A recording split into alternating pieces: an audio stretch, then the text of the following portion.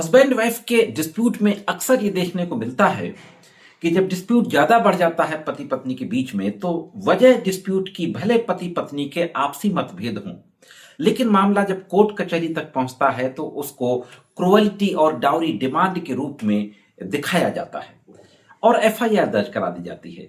तो इन स्थितियों में अक्सर यह देखने को आता है कि परिवार के वो सदस्य जिनका कोई एक्टिव इन्वॉल्वमेंट नहीं है, जिनका कोई स्पेसिफिक रोल नहीं है, किसी तरीके से कोई संबंध नहीं रखते, कोई इंटरफियर नहीं करते उनके मैट्रिमोनियल लाइफ में, फिर भी उनको भी आरोपी बना दिया जाता है। अब ऐसे मामलों में अक्सर यह भी देखने को मिलता है कि जब इन्वेस्टिगेशन होता है, इन्वेस्टिगेटिंग ऑफिसर अगर ये पाता है कि इनका नाम तो खामखा एक्स्ट्रा प्रेशर बनाने के लिए डाल दिया गया है, तो विवेचना के दौरान उनका नाम हटा भी दिया जाता है। उनका जब कोई एक्टिव रोल नहीं पाया जाता, स्पेसिफिक भूमिका नहीं होती, उनके अगेंस्ट कोई एविडेंस नहीं आती, तो विवेचना के दौरान उनका नाम हटा दिया जाता है। अब जिन आरोपियों का नाम विवेचना के दौरान हटाता है तो उनको दोबारा ट्रायल के दौरान फिर से आरोपी बनाया जा सकता है। गवाहों के बयान होने के दौरान 319 सीआरपीसी के तहत एप्लीकेशन दे के उनको ट्रायल के लिए सम्मन करने की मांग की जा सकती है। काफी पहले मैंने इस पे एक वीडियो बनाया था, उसका लिंक भी मैं आई बटन में आपको मिल जाएगा, अगर आप उस वीडियो को देखना चाहते हैं तो देख सकते हैं। तो इसी तरीके का एक मामला राजस्थान हाईकोर्ट पहुंचा। राजस्थान हाईकोर्ट ने एक बहुत ही महत्वपूर्ण फैसला दिया है, अभी 2-3 दिन पहले, शायद 12 या 13 मार्च का फैसला है। तो दोस्तों, मैं करीम अहमद सिद्दीकी एडवोकेट एक बार फिर हाजिर हूं आपके बीच में राजस्थान हाईकोर्ट के 498A के इसी महत्वपूर्ण फैसले के साथ। बहुत महत्वपूर्ण जानकारी है, जुड़े रहे आखिरी तक, देखते हैं कि पूरा मामला क्या था और राजस्थान हाईकोर्ट के द्वारा फाइनली किस तरीके का फैसला दिया गया। दोस्तों, ये जो मामला था, इसमें महिला की शादी के 10 साल बाद ससुराल में डेथ हो गई थी और यह भी आरोप लगाया गया था कि डाउरी की डिमांड की जाती थी। डाउरी की डिमांड को लेकर के फिजिकली मेंटली टॉर्चर किया जाता था। एफआईआर दर्ज होती है। एफआईआर दर्ज होने के बाद परिवार के कई सदस्यों के नाम इसमें डाल दिए जाते हैं। जो चार्जशीट आती है वो सिर्फ हस्बैंड के खिलाफ आती है। 498A और 306 इंडियन पेनल कोड में इसमें मामला दर्ज किया गया था, 3/4 डीपी एक्ट में भी। तो चार्जशीट सिर्फ हस्बैंड के खिलाफ आती है। ट्रायल शुरू होता है। ट्रायल के दौरान विटनेसेस के स्टेटमेंट रिकॉर्ड किए जाते हैं। विटनेसेस के स्टेटमेंट रिकॉर्ड करने के दौरान ही 319 सीआरपीसी के तहत एक एप्लीकेशन दी जाती है कंप्लेनेंट यानी वादी के द्वारा, और परिवार के बाकी सदस्यों को जिनके नाम विवेचना के दौरान विवेचना अधिकारी के द्वारा निकाल दिए गए थे, उनको विचारण के लिए तलब करने की मांग की जाती है। ट्रायल कोर्ट 319 की एप्लीकेशन को एक्सेप्ट कर लेती है और परिवार के बाकी सदस्यों को विचारण के लिए सम्मन कर लेती है। विचारण न्यायालय के इस 319 के समनिंग आदेश के खिलाफ हाईकोर्ट में एक पिटीशन फाइल की जाती है।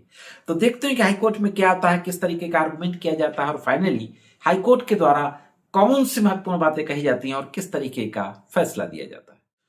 दोस्तों, जो मामला था राजस्थान हाईकोर्ट पहुंचा, RS and others versus state of Rajasthan. Case की पूरी डिटेल आपकी स्क्रीन पे है। इसमें राजस्थान हाईकोर्ट की बेंच ने, जस्टिस थे फरजंद अली, उनके द्वारा इसकी सुनवाई की जा रही थी। दोनों पक्षों की आर्गुमेंट को सुना जाता है।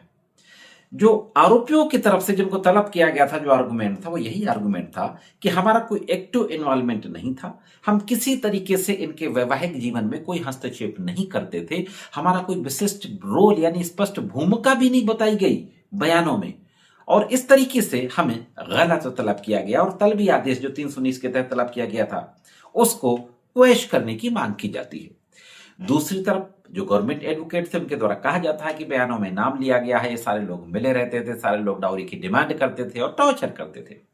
दोनों पक्षों की दलीलों को सुनने के बाद कोर्ट ने सबसे पहले तो इस बात पे जोर दिया कि क्रूरता और उत्पीड़न के आरोप विशेष रूप से पति और उसके पिता के खिलाफ थे।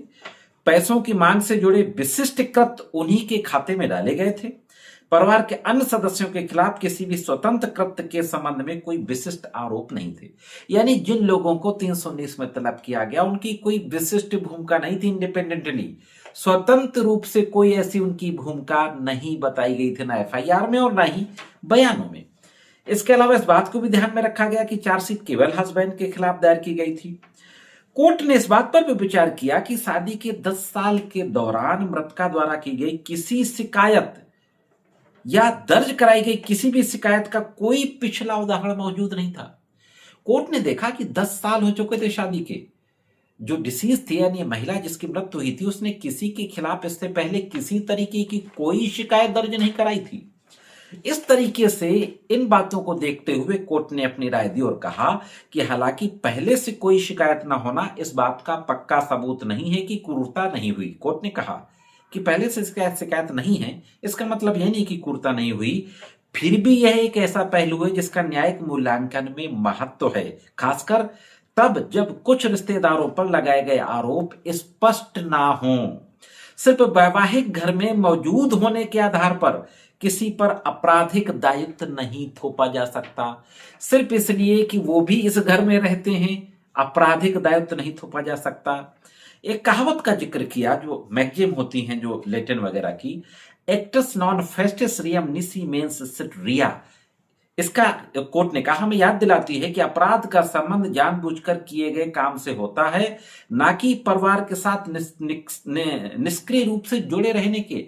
इस पृष्ठभूमि में अदालत ने 319 के तहत अधिकार क्षेत्र में कोई सामान्य बात नहीं बल्कि एक असाधारण और विशेष अधिकार देने वाला प्रावधान है।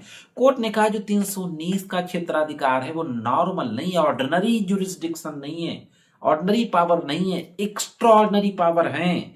इसमें सुप्रीम कोर्ट का clear cut judgement establish law है, सर्टेन लॉ है कि मोर देन सफिशिएंट एविडेंस होने चाहिए, तभी 319 में तलब किया जाएगा।